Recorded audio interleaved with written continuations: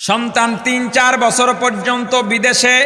সন্তান ডাক দেয়া বলে, মা আমি তোমাদের সঙ্গে ঈদ তো করবই, ঈদের বাজার যা যা লাগে এখান থেকে নেওয়া যায় নিয়ে যাব। মা বাবা অন্যান্য মানুষের সঙ্গে গল্প করে বেড়ায়, আনন্দ উচ্ছ্বাস প্রকাশ করে বেড়ায়, আমার সন্তান আসবে একসঙ্গে ঈদ করব।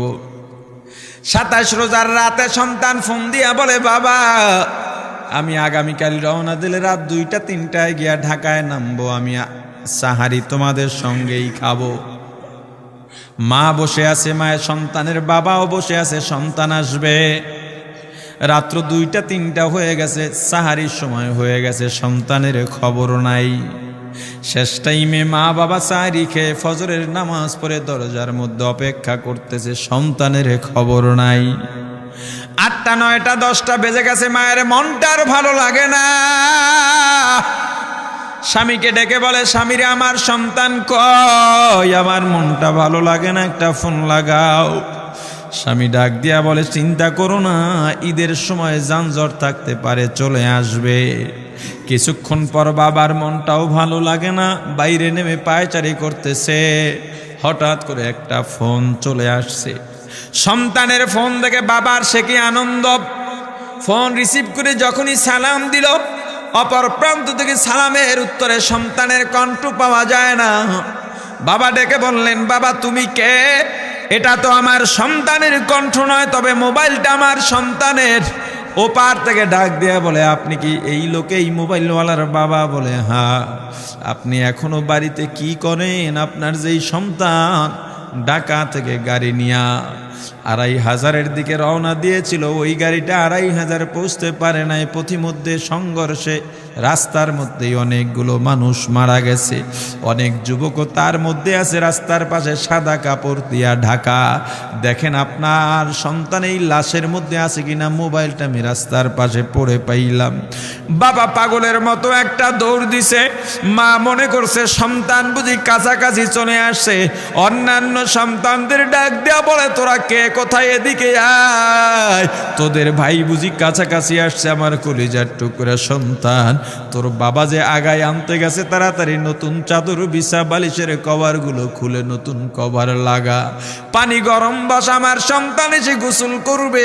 আহারে সবাই ফুলের মালা, ফুলের তোড়া নিয়ে অপেক্ষা করতেছে। ৪টা বছর কলিজার টুকরা বাড়িতে নাই, বিদেশ থেকে আসবে। বাবা স্পটে গিয়া দেখেন অনেকগুলো লাশ, সাদা কাপড় দিয়া ঢাকা। একটা একটা মাথার উপর থেকে কাপড় উঠান আর কৌতূহল বাড়তেছে, কাপড় উঠান আর কৌতূহল বাড়ে। হঠাৎ তাকায় দেখে কলিজার টুকরা সন্তান লাশের মিছিলে শামিল হয়ে গেছে। বাবা সন্তানকে ধরে কাঁদেন আর বলেন, বাবা এত আদর আপ্যায়ন, তোর জন্য এত প্রস্তুতি রে বাবা, তোর মা তোর পথে বসে আছে রে বাবা, কি জবাব দিব বল? তুই যেদিন রওনা দিয়ে বিদেশ চলে গেলি, তোর মা সারা রাত ঘুমায় নাই, দরজায় গিয়া তোর পথের দিকে তাকা রইছি। কত রাত আমি মা, আমি বাবা দেখলাম তোর মা গভীর রাতে বিছানায় নাই, খুঁজতে খুঁজতে দেখলাম দরজায় গিয়া তোর মা কাঁদে। কত রাত তোর মা তোর জন্যে নামাজ পড়তে পড়তে রাত্রটা নির্ঘুম কাটায় দিছে রে বাবা। কত রাত তোর মা তোর জন্যে দোয়া করতে করতে নির্ঘুম রাত্র কাটায় দিছে। এই ৪ বছরে ৮টা ঈদ, ঈদের সময় আমরা নতুন কাপড় কিনছি, নতুন কাপড় পরছি। তোর মায়ের জন্য আমি নতুন শাড়ি এনে খাটের উপরে রাখলাম। ঈদের নামাজ পড়ে এসে দেখি কাপড়টা খাটের উপরেই আছে, তোর মা প্রথম ঘরেও নাই, মাঝের ঘরেও নাই, পেছনের ঘরেও নাই। খুঁজতে খুঁজতে গিয়া দেখি তোর মা কিচেন রুমে আছে, ওই নাস্তা নাড়াইতেছে, দুধ নাড়তেছে, দুধ উতলাইয়া পুইরা যাইতেছে, খবর নাই। আমি তাকায় দেখলাম তোর মায়ের 2 চক্ষু দিয়া টপ টপ করে পানি পড়তেছে। ডাক দিয়া বললাম, ওরে বিবি ঈদের দিনে তুমি কেন কাঁদো? তোমার জন্য শাড়ি আনলাম, সেটাও কেন পরলা না?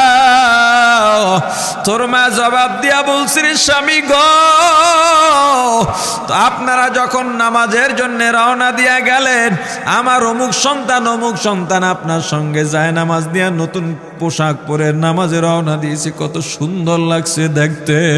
হঠাৎ করে তাকায় দেখলাম আমার কলিজের একটা মানিক আপনাদের সাথে নাই।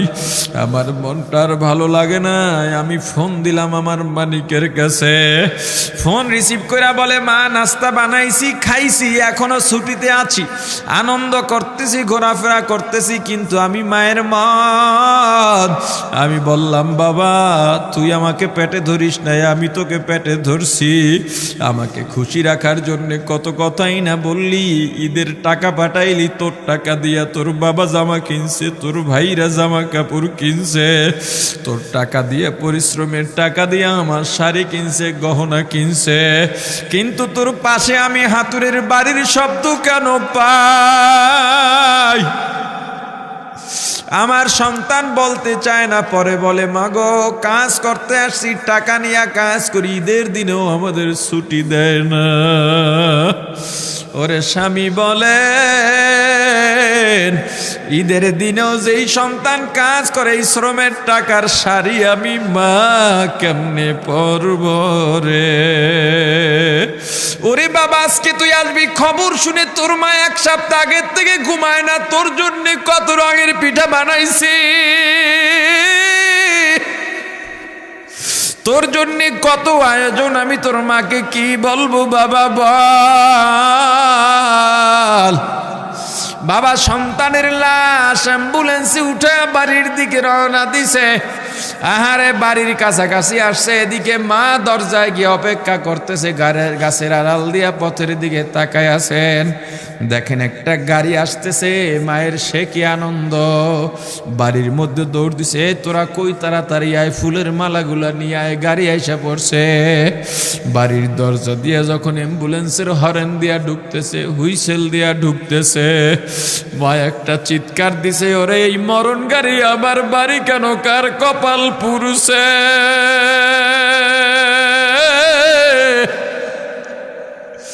অ্যাম্বুলেন্সের দরজা খুলে তাকায় দেখি কলিজার টুকরা সন্তান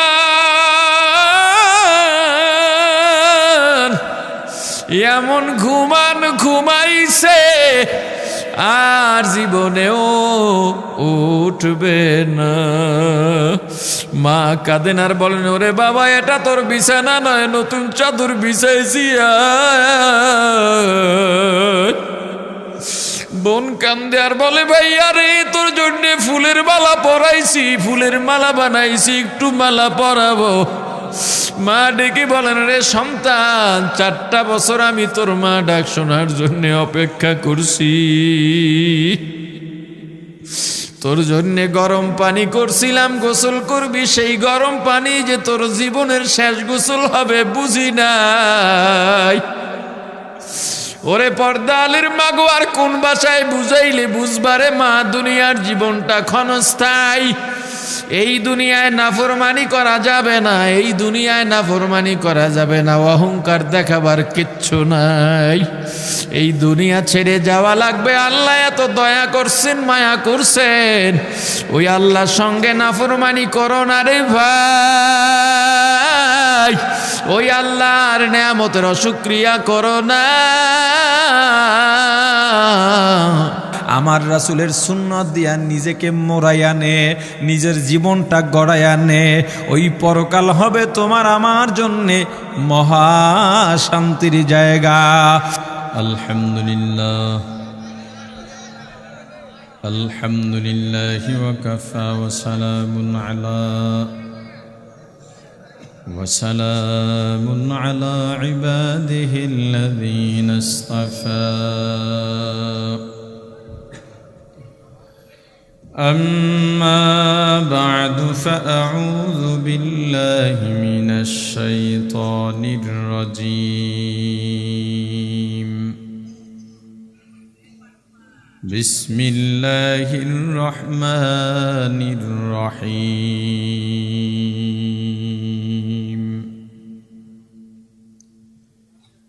كيف تكفرون بالله وكنتم أمواتا فأحياكم ثم يميتكم ثم يحييكم ثم إليه ترجعون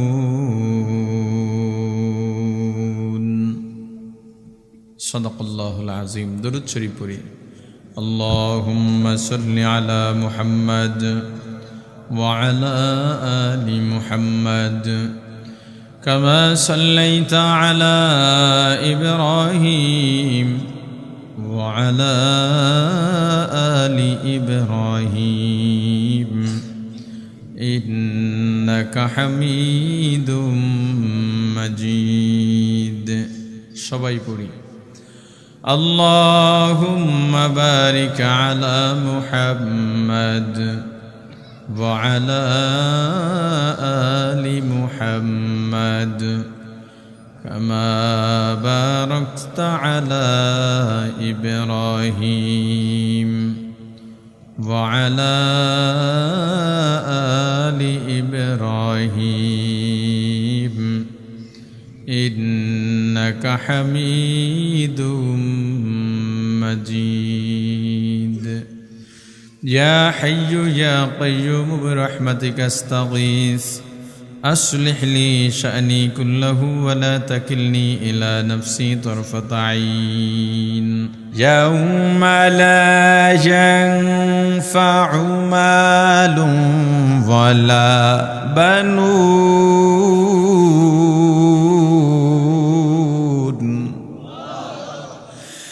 إلا من أتى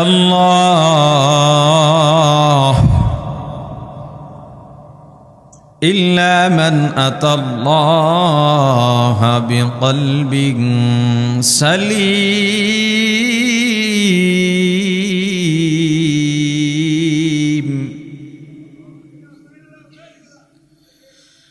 إلا من أتى الله بقلب سليم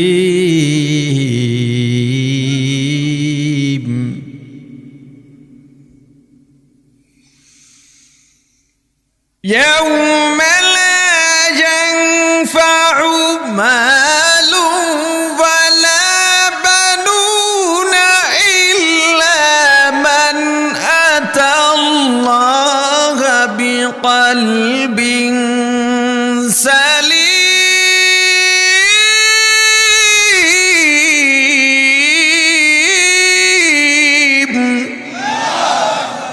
আল্লাহ রাব্বুল আলামিন কিয়ামতের ময়দানে এই ঘটনাকে লক্ষ্য করে আল্লাহ বলেন কিয়ামতের ময়দানে লা ইয়ানফা কোনো উপকারে আসবে না, কোনো ফায়দা দেবে না। মালুন, হে মালদার ভালো করে শোন, সম্পদ জমাইছো দুনিয়ার মধ্যে মাতুব্বরি করা যায়, কিয়ামতের ময়দানে সম্পদ কোনো কাজে আসবে না। ওয়ালা বানুন, সন্তান সন্ততিও কোনো কাজে আসবে না। পয়গম্বর ইব্রাহিমকে আল্লাহ খলিলুল্লাহ বলেছেন। পয়গম্বর, কোন একজন পয়গম্বর এই সন্তানও তার বাবার কাজে আসে নাই, আসেনি। তাহলে কি কাজে আসবে? ইল্লা মান আতাল্লাহ বিকলবিন সালিম। আল্লাহ বলেন বাপ পিতা পুত্রের পরিচয় কোনো লাভ হবে না, দুনিয়ার কোনো পদ পদবি দিয়া লাভ হবে না। তবে যারা একটা শুদ্ধ কলব, বিকলবিন সালিম, শুদ্ধ কলব নিয়ে আমি আল্লাহর কাছে আসবে, তাদের দাম। কিসের দাম? শুদ্ধ কলবের দাম। মুসলমান ইমানদার, আল্লাহ রাব্বুল আলামিন ডাক দিয়া বলেন বান্দা, আমি আল্লাহ অবকাঠামোগত দিক দিয়া সবচেয়ে সুন্দর করে মানুষ বানাইছি। শুধু সুন্দর নয়, ওয়ালাকাদ কাররামনা বানি আদম, বনি আদমকে আমি আল্লাহ অতি সম্মানী করে পাঠাইছি। কতটা সম্মান এবার আবার বলেন। নিজের ইমানের উপরে অটল থাকবেন, যেটা নিজে জানেন ওইটাই বলবেন, উল্টা পাল্টা বলার দরকার নাই। বুঝে শুনে বলেন মানুষের ক্ষমতা বেশি নাকি হাতির শক্তি বেশি মানুষের শক্তি বেশি নয়, হাতির শক্তি বেশি। কোন বিবিকে আপনি বললেন মানুষের শক্তি বেশি? কোনোদিন না। হাতির শক্তি 100, হাতি 100 মানুষের থেকেও আল্লাহ বেশি দিয়েছেন। কিন্তু একটা হাতির এত শক্তি থাকার পর হাতির পিঠের উপরে 10, 12, 14, 15 বছরের একটা বালক হাতির পিঠের উপরে বসে আছে। হাতিটা রাস্তা দিয়ে হাঁটতেছে, ছোট্ট বালক পায়ের বৃদ্ধাঙ্গুলি দিয়া হাতির কানের গোড়ায় খোঁচা মারে। হাতি দাঁড়ায় যায়, দোকানে যায়, দোকানদার 10 টাকা দিছে, আবার আর এক পায়ের আঙ্গুল দিয়া খোঁচা মারে, টাকা ছুঁড়ে মারে। দোকানদার বলে, হেরে ভাই, আমি গরিব মানুষ, কয় টাকা ইবা বেচা কিনা হয়, 10 টাকাই নাও। পোলায় আবার খোঁচা মারে, এবার হাতি সু দিয়া টাকাটা নিয়ে আহে। ছোট একটা বালক হাতিকে বসতে বললে বসে, দাঁড়াইতে বললে দাঁড়ায়, হাঁটতে বললে হাঁটে। এত শক্তি থাকার পরেও এই ছেলেকে কেন মানে? ভয় ডরে না, শক্তি বেশি এজন্যে না, না, সম্মানের কারণে। কিসের কারণ? সিংহবাগ। গত সপ্তাহে একটা ভিডিও দেখলাম, 8 বছর পরে, 8 বছর আগে বাঘের 2টা বাচ্চা বিদেশের এক লোক লালন পালন করছে। পানিতে ভেসে ভেসে আসছে, কোথা থেকে আসছে, লালন পালন করছে, বড় হয়ে গেছে। একটা সাফারি পার্কের মধ্যে রাখতো, নিজের হাতে খাওয়াইতো। এরপরে একটা কাজে 8 বছরের জন্য দূরে চলে গিয়েছে। 8 বছর পরে ওই লোকটা আবার আসছে। বাঘ 2টা দেখে সঙ্গে সঙ্গে লাফাইতে লাফাইতে এসে মালিকের গলা জড়াইয়া ধরছে। বাঘে মানুষ পাইলে খায়? হ্যাঁ, খায় না, কিন্তু এরে খায় নাই। কিসের কারণে? মানুষের সম্মান। মুসলমান একটা গরুর শক্তি তোমার আমার চাইতে অনেক বেশি। কোরবানির বাজারে যাও, কত বড় বড় উঁচা উঁচা গরু, কিন্তু মানুষ সামনে গেলে গুতামাইরা উড়াইয়া দিতে পারে, কিচ্ছু বলে না। আমার নিজের বড় জাতের গরুর ফার্ম আছে, আমি ভালো করে উপলব্ধি করতে পারি। 4-5 জন মিলে একটা গরু যখন গোয়াল ঘর থেকে ছেড়ে বীজ দেওয়ার জন্য অথবা ইনজেকশন দেওয়ার জন্য বাইরে খাঁচার মধ্যে আনা হয়, অনেক কষ্টে আনতে হয়, অনেক কষ্টে আবার ঢুকাইতে হয়। এত শক্তি এই গরু যদি টান মারে, 2 দিক দিয়ে 50 জন ধরবে, টেনে নিয়ে যাবে, গায়ে বাজবে না, এত শক্তি গরুর গায়ে। এরপরও গরুটা ছোট ছোট কয়েকটা রাখাল নিয়মিত ধোয়ায়, নিয়মিত খাবার দেয়, নিয়মিত গরু দোয়ায়, দুধ দহন করে। একটাবার গুতাও মারে না, লাত্তিও মারে না, যা বলে তাই শোনে। কি মানুষের শক্তি বেশি এজন্যে? সম্মানের কারণে। আল্লাহ বলেন, বান্দা, মানুষ চিনে আসছি আমরা কারা, আমাদের পরিচয় দিচ্ছি। শুধুমাত্র সুন্দর সুরাত আর সম্মানের দিক থেকেই নয়, আমি আল্লাহ মানুষকে পরিপূর্ণ একটা জীবন দিয়েছি। এত সুন্দর পরিপূর্ণ জীবন আমি আল্লাহর কাউকে দিই নাই। এত সুন্দর পরিপূর্ণ জীবন, পরিপূর্ণ জীবনের ব্যাখ্যা কি? পাখির বাসা থাকে গাছের মাথায়, ঝড় এলে পড়ে যায়, বৃষ্টি এলে ভিজে যায়। কিন্তু আমি আল্লাহ মানুষকে তো সুন্দর বাসস্থানের ব্যবস্থা করলাম। ঝড় বৃষ্টিতেও সমস্যা নাই, রোদেও সমস্যা নাই, শীতেও সমস্যা নাই। গরুর পেট থেকে যেই বাছুরটা বের হয়, বাছুরটা যদি ষাঁড় বাছুর হয়, ওই ষাঁড় বাছুরটা বড় হইয়া আবার মায়ের পিঠের উপরে ওঠে। আবার যেই ষাঁড় দিয়া বীজ দেওয়ানো হয়, বাছুরটা যদি বকনা বাছুর হয়, বাছুর বড় হলে ওই বাবাই আবার মেয়ের পিঠের উপরে ওঠে। কিন্তু মানুষ, আমি আল্লাহ তোমাদেরকে এত সুন্দর ব্যবস্থাপনা দিয়েছি, তুমি বিয়ে করার পর ওই মেয়েটার জন্য আমি আল্লাহ পৃথিবীর সব পুরুষকে হারাম ঘোষণা করে দিই। বান্দারে, দুনিয়ার কারো জবানে আমি আল্লাহ অনুভূতি প্রকাশ করার মতো ভাষা দিই নাই। তোমার জবানে আমি আল্লাহ ভাষা দিলাম অনুভূতি প্রকাশ করার জন্যে। ঘন্টার পর ঘন্টা কথা বলো, অনুভূতি শেষ হয় না। মরণের আগ পর্যন্ত কথা বলো, কথাও ফুরায় না। কিন্তু 2টা গরুকে কোনোদিন দেখছেন ঘন্টার পর ঘন্টা বসে কথা বলতে? 2টা ছাগলকে হাঁসকে, মুরগিকে। আল্লাহ বলেন এত ভালোবাসলাম রে বান্দা, এত আদর করে তোরে বানাইলাম, এত নেয়ামত দান করলাম, এরপরেও কাইফা তাকফুরুনা বিল্লাহ, কিভাবে আমি আল্লাহর সঙ্গে কুফরি কর। অথচ তোমার কোনো নাম নিশানা ছিল না, অস্তিত্ব ছিল না। ফাহিয়াকুম, অতঃপর আমি আল্লাহ তোমাকে জীবন দিলাম। জীবনে যেখানে যা দরকার, 10 পদ দরকার, আমি আল্লাহ 1000 কোটি পদ তোমাকে দিয়া দিছি। এরপরেও কাইফা তাকফুরুনা বিল্লাহ, নাম নিশানা নাহি ছিল,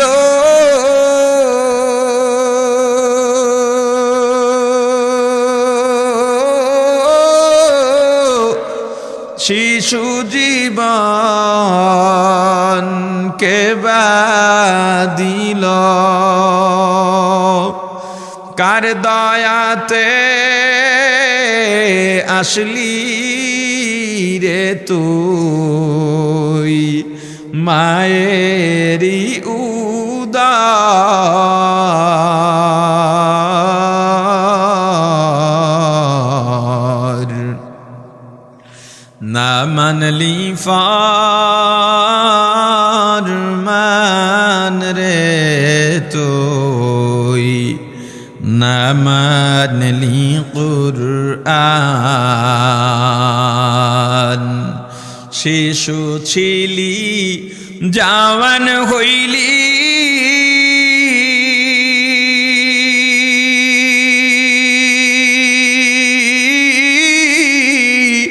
নানা ভাবে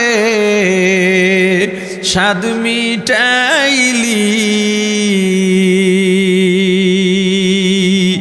আল্লাহ রাসূল ভুলে রইলি, আসিয়া ভুবন,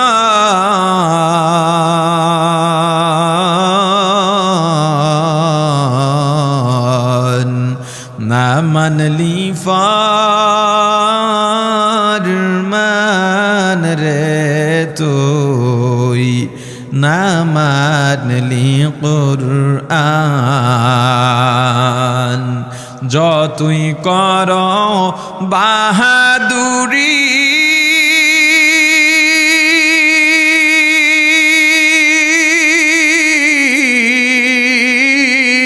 এই দুনিয়া নয় তোর বাড়ি, যেতে হবে সবই ছাড়ি, কবর মাজার,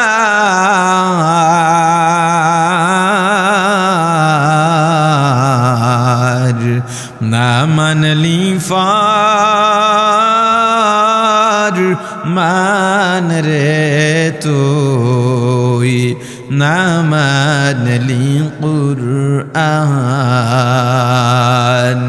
তওবা করো আল্লাহর কাছে,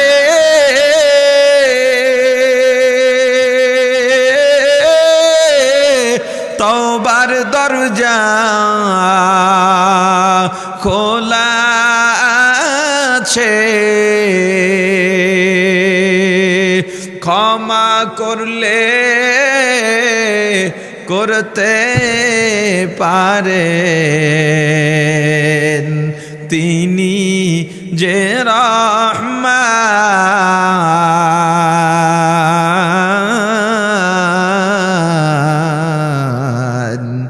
না মানলি ফরমান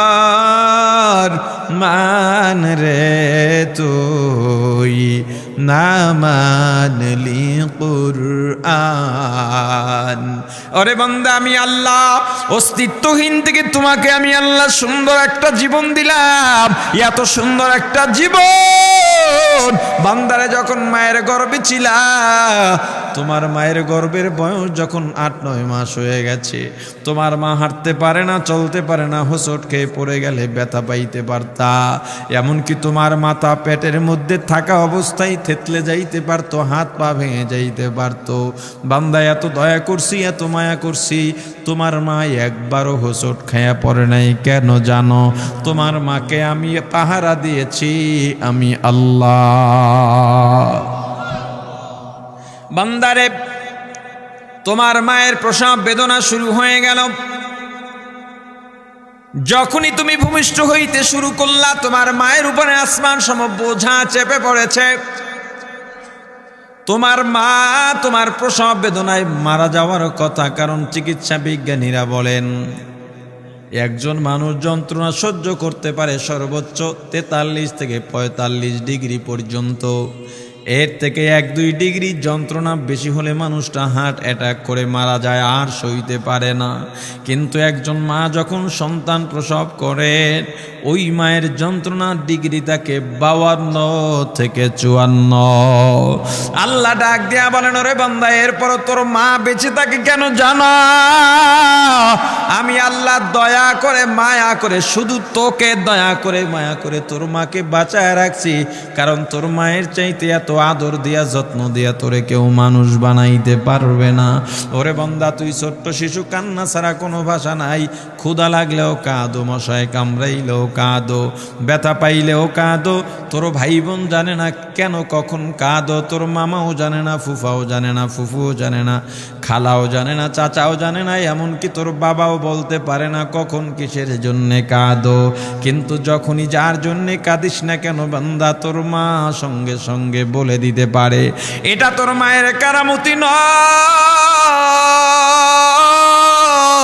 ওরে বান্দা, তুই কখন কিসের জন্যে কাঁদো, এটা যদি তোর মাও নাও বলতে পারতো, তাহলে তুই তো কাঁদতে কাঁদতেই মারা যাইতি, তোর হাজও তার প্রয়োজন পুরা হইতো না।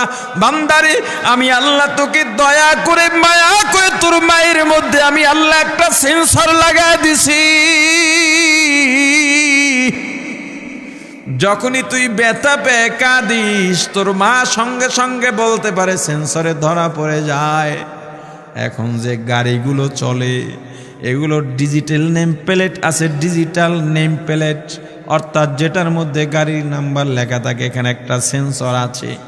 আগে যেমন কাগজপত্র বিআরটিতে গিয়া এরপরে যাচাই করা লাগতো ট্রাফিকের, সেটাই এখন আর লাগে না।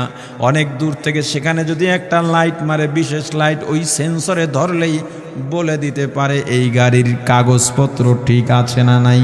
যদি আর একটু আপডেট করেন দেশের বাইরে, আমরা যেমন টোল দিই, টোল প্লাজা আছে, দাঁড়াইয়া টোল দিই, টোল দেওয়া লাগে না।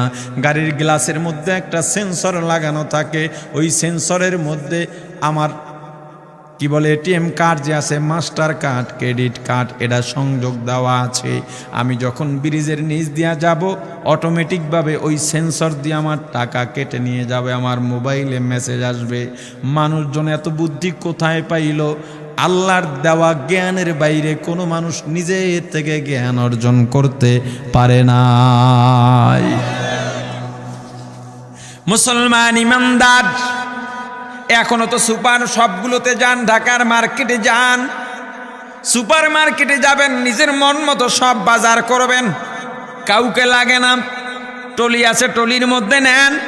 কাউন্টারে যাওয়ার পর আপনার একটা পণ্য সামনে ধরবার, একটা দেখছেন নি মেশিনে টিপ দেয়, এখানে টিপ দেয়, একটা হাতে হাতল ধরার মতো দেখতে, হুক্কার মতো টিপ দেয়। কম্পিউটারে দাম উঠে যায়, এটার দাম কত, ওখানে দাম লেখা নাই, বারকোড দেওয়া আছে, সেন্সর দেওয়া আছে। আল্লাহ বলেন, ওরে বান্দা, আমি আল্লাহ তোর মায়ের ভিতরে একটা সেন্সর লাগিয়ে দিয়েছি। ওই সেন্সরটার এত পাওয়ার, তুই যখন ক্ষুধা লাগলে কাঁদিস, সঙ্গে সঙ্গে সেন্সরে ধরা পড়ে যায়, তোর মা খাবার দেয়। কি বিশ্বাস হয় না? আমার কথার সঙ্গে একটু মিলায় নেন।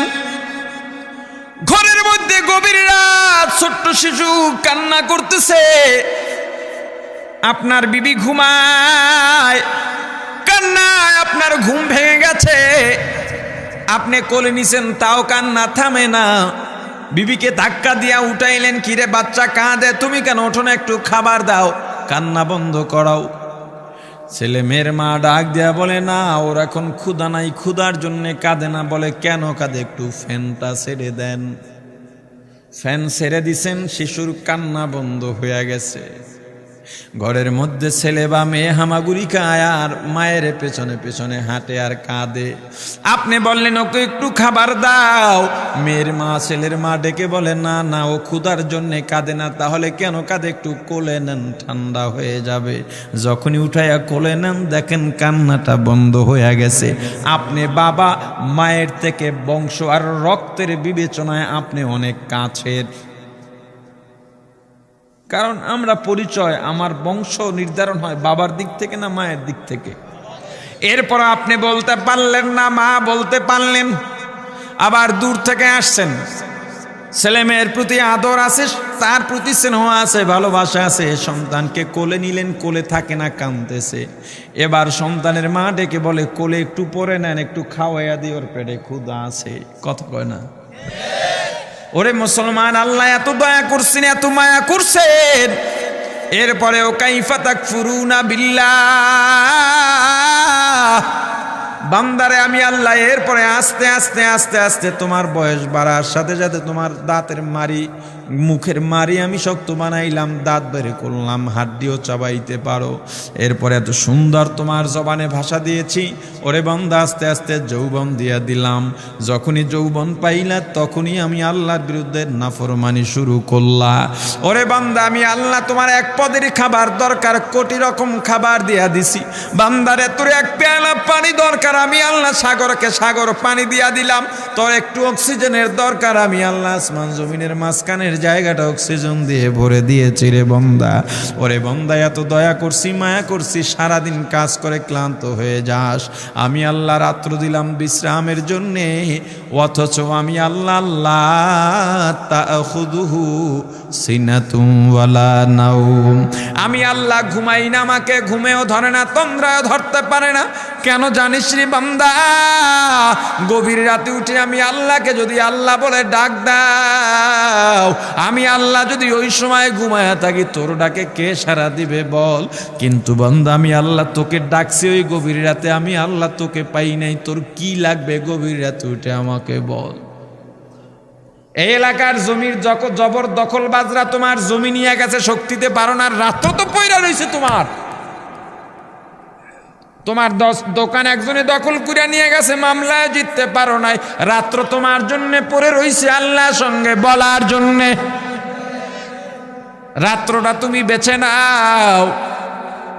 ওরে মুসলমান ইমানদার, একজনের টাকা নিচে টাকা দেয় না, টাকা উঠাইতেও পারো না, বিচার ব্যবস্থায়ও কাজ হয় নাই, তোমার জন্য আল্লাহ রাত্র রেখে দিয়েছেন। ওরে বান্দা তোর কি লাগবে আমাকে বল, শুধু একটু বল, আমি এত নেয়ামত দিছি, নেয়ামতের শুকরিয়া আদায় করার কিচ্ছু লাগবে না। বান্দারে এত দয়া করছি, মায়া করছি, এরপরে আমি আল্লাহর থেকে কিভাবে মুখ ফিরায় তা করি।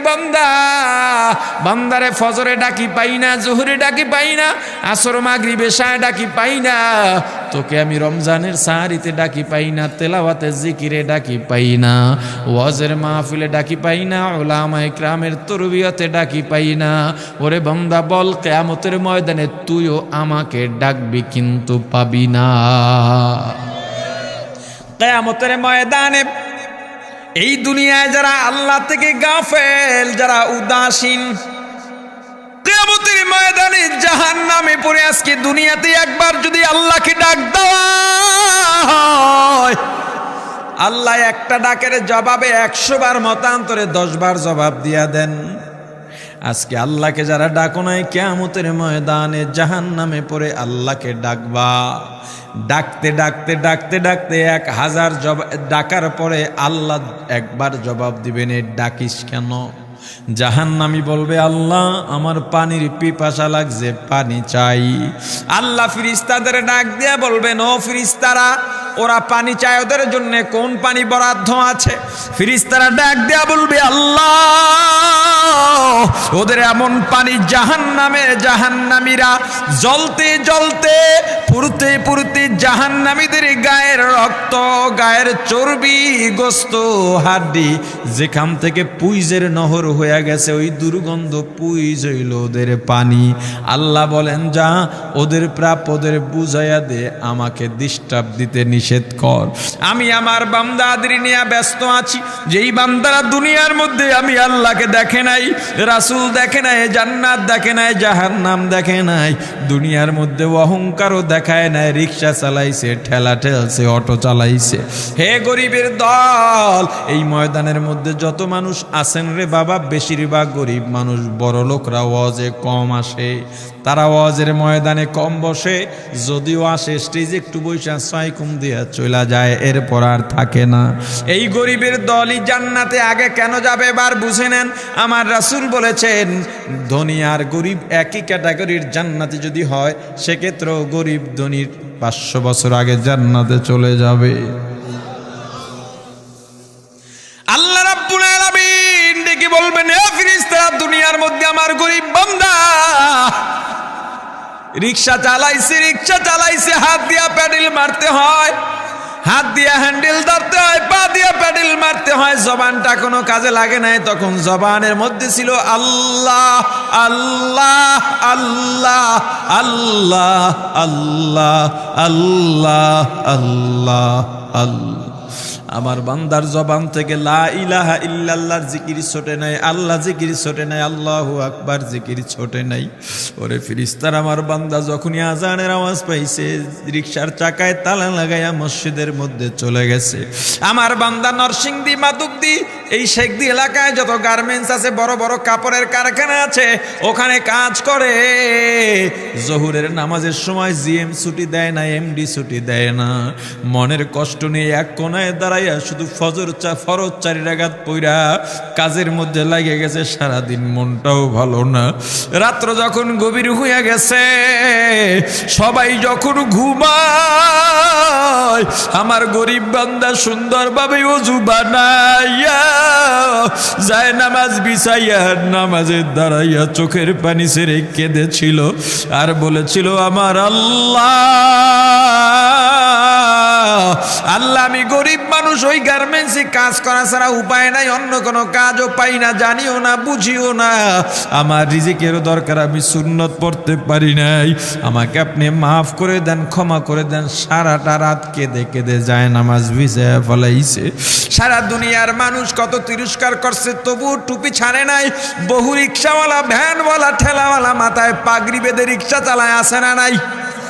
বহু দোকানদার আছে, যখন মসজিদের মধ্যে আজান হয়, দোকানের সামনে লিখে একটা কাপড় টানা দেয়, এখন নামাজের সময় আসে না নাই? ওরে দোকানদার, তুমি কেন পারবা না? হে রিক্সাওয়ালা, তুমি কেন পারবা না?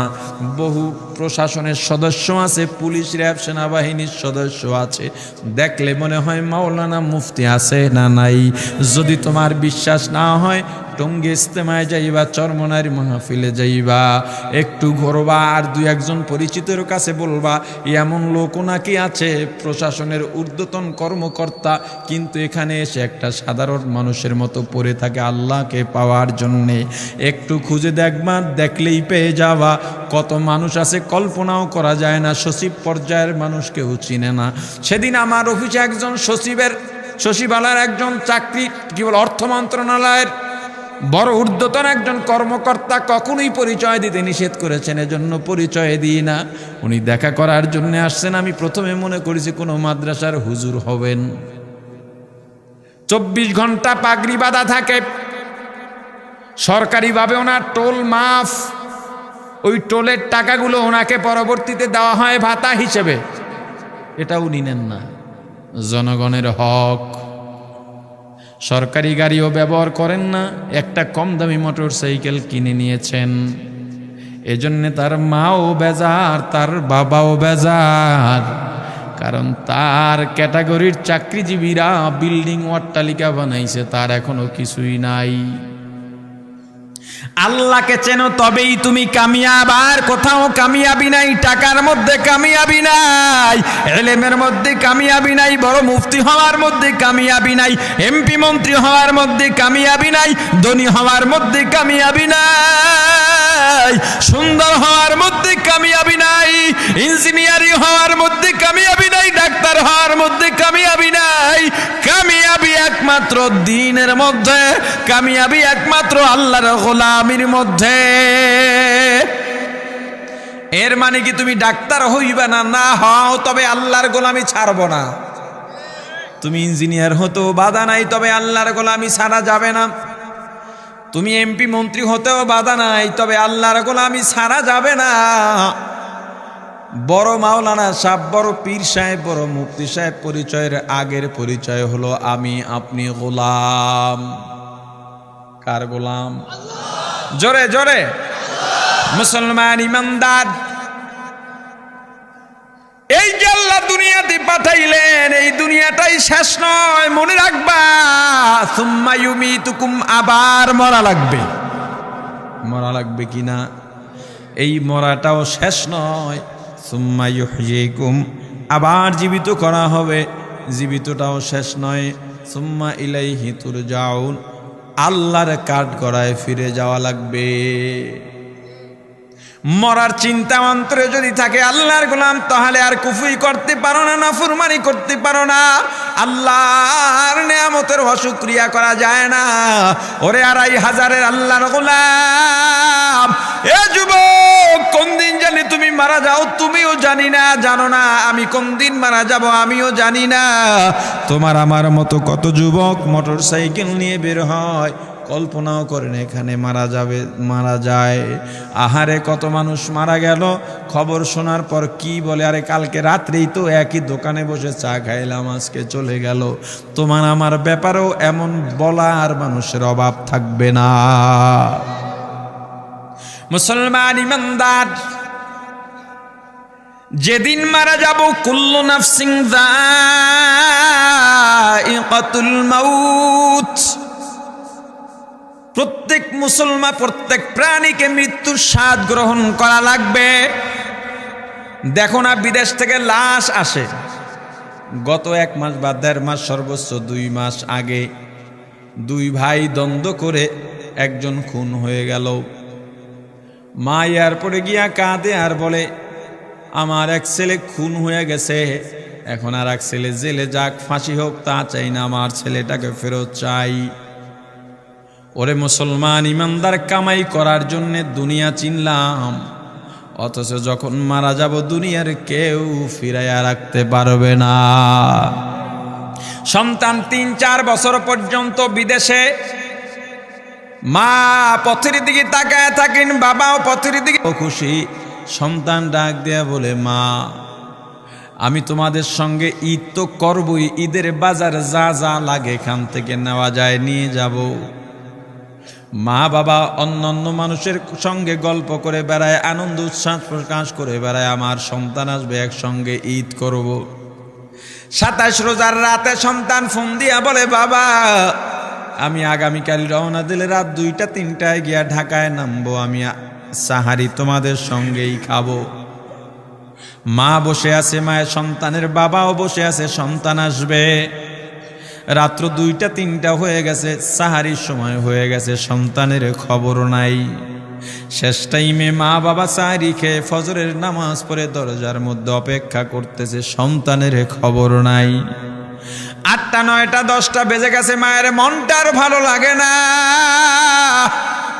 স্বামীকে ডেকে বলে, স্বামীরে আমার সন্তান কই, আমার মনটা ভালো লাগে না, একটা ফোন লাগাও।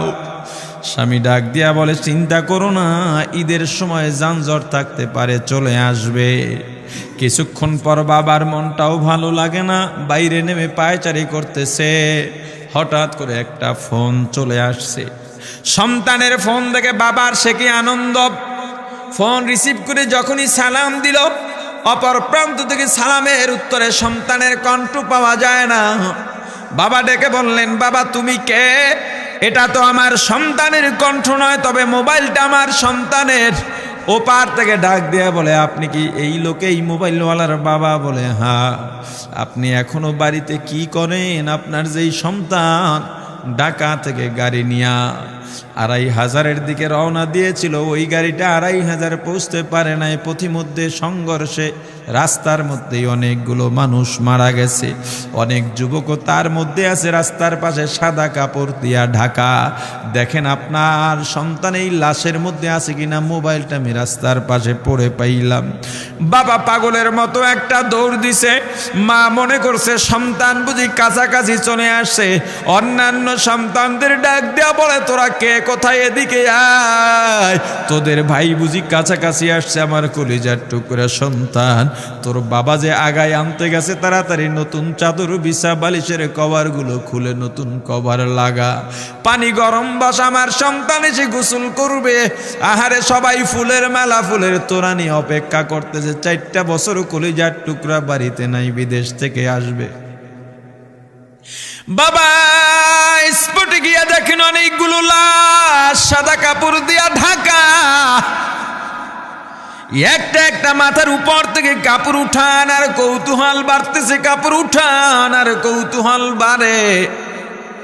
হঠাৎ তাকায় দেখে কলিজার টুকরা সন্তান লাশের মিছিলে শামিল হয়ে গেছে। বাবা সন্তানকে ধরে কাঁদেন আর বলেন, বাবা এত আদর আপ্যায়ন তোর জন্য, এত প্রস্তুতি রে বাবা, তোর মা তোর পথে বসে আছে রে বাবা, কি জবাব দিব বল? তুই যেদিন রওনা দিয়ে বিদেশ চলে গেলি, তোর মা সারা রাত ঘুমায় নাই, দরজায় গিয়া তোর পথের দিকে তাকা রইছি। কত রাত আমি মা আমি বাবা দেখলাম, তোর মা গভীর রাতে বিছানায় নাই, খুঁজতে খুঁজতে দেখলাম দরজায় গিয়া তোর মা কাঁদে। কত রাত তোর মা তোর জন্যে নামাজ পড়তে পড়তে রাত্রটা নির্ঘুম কাটায় দিছে রে বাবা। কত রাত তোর মা তোর জন্যে দোয়া করতে করতে নির্ঘুম রাত্র কাটায় দিছে। এই 4 বছরে 8টা ঈদ, ঈদের সময় আমরা নতুন কাপড় কিনছি, নতুন কাপড় পরছি। তোর মায়ের জন্য আমি নতুন শাড়ি এনে খাটের উপরে রাখলাম। ঈদের নামাজ পড়ে এসে দেখি কাপড়টা খাটের উপরেই আছে। তোর মা প্রথম ঘরেও নাই, মাঝের ঘরেও নাই, পেছনের ঘরেও নাই। খুঁজতে খুঁজতে গিয়া দেখি তোর মা কিচেন রুমে আছে। ওই নাস্তা নাড়াইতেছে, দুধ নাড়তেছে, দুধ উথলাইয়া পুইরা যাইতেছে, খবর নাই।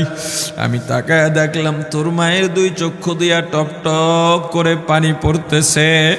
ডাক দিয়া বললাম, ওরে বিবি, ঈদের দিনে তুমি কেন কাঁদো? তোমার জন্য শাড়ি আনলাম, সেটাও কেন পরলা না? তোর মা জবাব দিয়া বলছি, স্বামী গো, আপনারা যখন নামাজের জন্য রওনা দিয়া গেলেন, আমার অমুক সন্তান আপনার সঙ্গে যায় নামাজ দিয়া নতুন পোশাক পরে নামাজে রওনা দিয়েছে, কত সুন্দর লাগছে দেখতে। হঠাৎ করে তাকায় দেখলাম আমার কলিজের একটা মানিক আপনাদের সাথে নাই। আমার মনটার ভালো লাগে না। আমি ফোন দিলাম আমার মানিকের কাছে। ফোন রিসিভ করে বলে, মা নাস্তা বানাইছি, খাইছি, এখনো ছুটিতে আছি, আনন্দ করতেছি, ঘোরাফেরা করতেছি, কিন্তু আমি মায়ের মন। আমি বললাম, বাবা তুই আমাকে পেটে ধরিস নাই, আমি তোকে পেটে ধরছি। আমাকে খুশি রাখার জন্য কত কথাই না বললি। ঈদের টাকা পাঠাইলি, তোর টাকা দিয়া তোর বাবা জামা কিনছে, তোর ভাইরা জামা কাপড় কিনছে, তোর টাকা দিয়ে পরিশ্রমের টাকা দিয়ে আমার শাড়ি কিনছে, গহনা কিনছে, কিন্তু তোর পাশে আমি হাতুড়ের বাড়ির শব্দ কেন পাই? আমার সন্তান বলতে চায় না, পরে বলে মাগো কাজ করতে আসছি, টাকা নিয়ে কাজ করি, ঈদের দিনেও আমাদের ছুটি দেয় না। ওরে স্বামী বলে ঈদের দিনেও যেই সন্তান কাজ করে এই শ্রমের টাকার শাড়ি আমি মা কেমনে পরব রে। ওরে বাবা আজকে তুই আসবি, খবর শুনে তোর মা এক সপ্তাহ আগের থেকে ঘুমায় না, তোর জন্য কত রঙের পিঠা বানাইছি,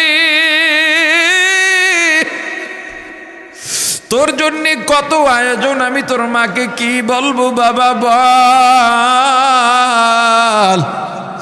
বাবা সন্তানের লাশ অ্যাম্বুলেন্সে উঠে বাড়ির দিকে রওনা দিছে। আহারে বাড়ির কাছাকাছি আসছে, এদিকে মা দরজায় গিয়ে অপেক্ষা করতেছে, গাছের আড়াল দিয়া পথের দিকে তাকায় আছেন। দেখেন একটা গাড়ি আসতেছে, মায়ের সে কি আনন্দ, বাড়ির মধ্যে দৌড় দিছে, তোরা কই তাড়াতাড়ি আয়, ফুলের মালাগুলা নিয়ে আয়, গাড়ি আইসা পড়ছে। বাড়ির দরজা দিয়ে যখন অ্যাম্বুলেন্সের হরেন দিয়া ঢুকতেছে, হুইসেল দিয়া ঢুকতেছে, মা একটা চিৎকার দিছে, ওরে এই মরণ গাড়ি আমার বাড়ি কেন, কার কপাল পুরুষে।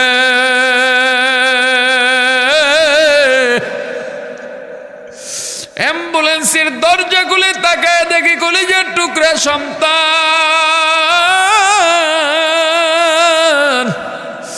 এমন ঘুমাইছে আর জীবনেও উঠবে না। মা কাঁদেন আর বলেন, ওরে বাবা এটা তোর বিছানা নয়, নতুন চাদর বিছাইছি।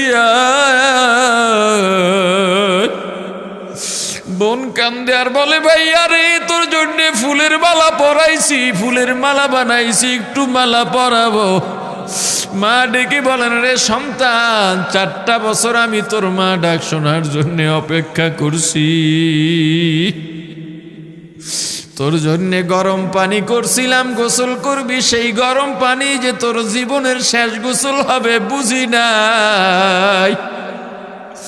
ওরে পর্দালের মাগো আর কোন ভাষায় বুঝাইলে বুঝবারে মা, দুনিয়ার জীবনটা ক্ষণস্থায়ী, এই দুনিয়ায় নাফরমানি করা যাবে না, এই দুনিয়ায় নাফরমানি করা যাবে না, অহংকার দেখাবার কিচ্ছু নাই, এই দুনিয়া ছেড়ে যাওয়া লাগবে। আল্লাহ এত দয়া করছেন, মায়া করছেন, ওই আল্লাহর সঙ্গে নাফরমানি করো না রে ভাই, ওই আল্লাহর নেয়ামতের অশুকরিয়া করো না, আল্লাহর নেয়ামতের শুকরিয়া আদায় কর, দুনিয়ার সব মোহ ত্যাগ করো, দলের মায়া ত্যাগ করো, দুনিয়ার মায়া ত্যাগ করো। এ আওয়ামী লীগ বিএনপি যারা করো, ক্ষমতায় যারা বারবার যাও, ক্ষমতায় তোমার দল গেলেই তুমি দাপট দেখাও, যুবকরে তোর 2টা পা ধরা লাগলেও পা ধরবো রে ভাই, এই ক্ষমতা কিচ্ছু না, দাপট কিচ্ছু না, ওই কিয়ামতের ময়দানের নাজাতের চেয়ে বড় দাপট আর কিচ্ছু নাই। আল্লাহ রক্ত দিছেন, আল্লাহ জীবন দিছেন, আল্লাহর এই রক্ত আর জীবন দুনিয়ার কুফরি পুঁজিবাদী কুফরি গণতন্ত্রের জন্য দিস না, এই রক্ত আল্লাহর জন্য রাখ, এই জীবন আল্লাহর জন্য রাখ। আমার রাসূলের সুন্নাত দিয়া নিজেকে মোড়াইয়া নে, নিজের জীবনটা গড়াইয়া নে, ওই পরকাল হবে তোমার আমার জন্যে মহা শান্তির জায়গা। আল্লাহ আমাদের কবুল করেন, বলেন আমিন।